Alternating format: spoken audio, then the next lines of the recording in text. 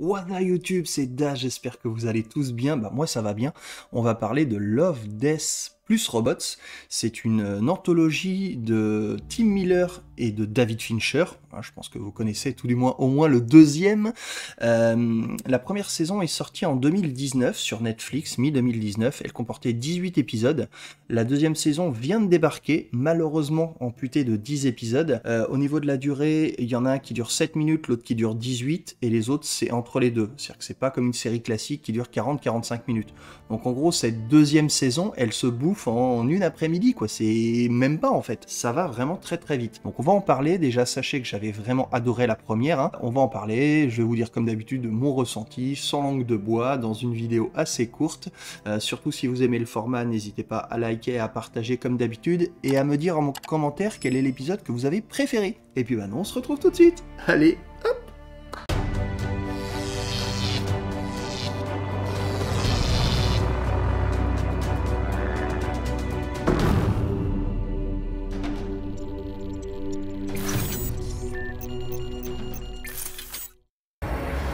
C'est comme si une espèce de porte surgissait de nulle part. Et j'ai l'intuition qu'elle mène vers une sorte de monde parallèle, qui serait prisonnier d'une autre. Alors, cette saison 2 de Love, Death plus Robots, est-ce que elle vaut le coup? Oui, oui, oui, et oui. Alors évidemment, on peut difficilement la comparer quand même avec la première parce qu'il y a 10 épisodes en moins, comme je viens de le dire. 10 c'est énorme, il y en aurait un ou deux, ok, mais la 10, ils amputent la saison de moitié, quoi, c'est un truc de ouf. Donc effectivement, puis ça se regarde assez rapidement, assez facilement. Mais globalement, quand on découpe chaque épisode, c'est vraiment excellent. En bas, je vais vous mettre l'ordre de mes épisodes préférés, de mon favori à mon moins bon. Voilà, je vais pas les citer, c'est en bas, vous lisez, vous voyez bien, sous un synthé. Donc vraiment, je vais pas vous raconter chaque épisode, parce que c'est pas le but, mais mon préféré, donc c'est le Géant échoué, le tout dernier, qui est du reste réalisé par Tim Miller, qui est le gros producteur de la série avec David Fincher. Donc Tim Miller a réalisé cet épisode-là, et pourquoi je l'ai préféré? Pour le message qu'il véhicule. Bon, déjà, l'animation est très belle, mais en fait, il y a un narrateur qui parle, donc il n'y a personne d'autre qui parle, à part lui qui compte ça, et en fait, c'est une ode à la vie, en fait, c'est comment se passe l'humanité par rapport à un événement, et clairement, ça fait écho avec ce qui se passe aujourd'hui dans le monde. Bref, moi, ça m'a assez touché, ça dure un quart d'heure, donc c'est assez court, mais ça a le mérite de m'avoir vraiment touché. Il y a l'épisode de SF que j'ai adoré parce que j'adore la SF, et en plus, j'allais le dire, il y a des vrais acteurs qui ont fait de la motion capture, comme par exemple justement l'épisode de SF. Il y a Michael B. Jordan qui est dedans, je pense que vous le connaissez tous, Creed, etc. Et on dirait vraiment lui, c'est impressionnant, parce qu'il y a la motion capture, voilà, qui est un peu donné en termes d'animation. Là, on a vraiment l'impression que c'est lui, que c'est vraiment lui, c'est assez incroyable.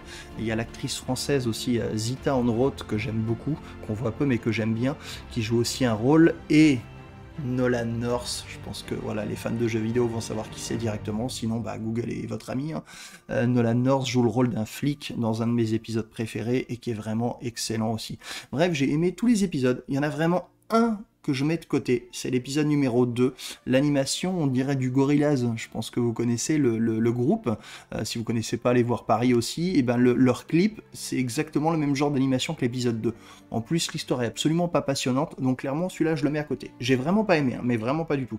L'épisode 1 aussi, avec la grand-mère et le robot, c'est l'épisode du début. C'est rigolo, mais j'ai pas trouvé ça folichon. Et après, ça s'enchaîne, et vraiment, tous les épisodes sont excellents. L'épisode qui a été vraiment décrié par à peu près tout le monde, c'est l'épisode de Noël.